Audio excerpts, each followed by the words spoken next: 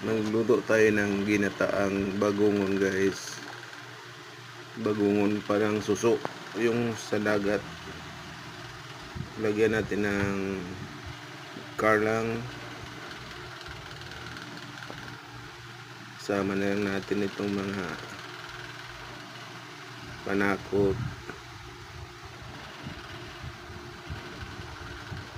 at saka haluan natin ng isda, guys. Piniritong isda.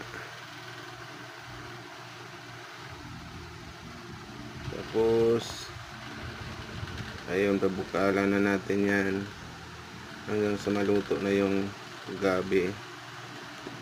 Sunod na natin yung gata. Ayan. Yan na ginagamit ko kasi malayo ang palengke dito sa amin.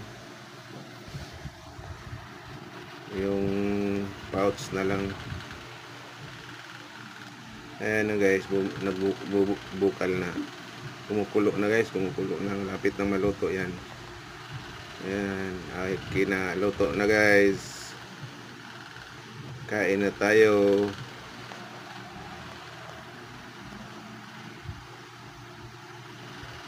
Kain na lang natin.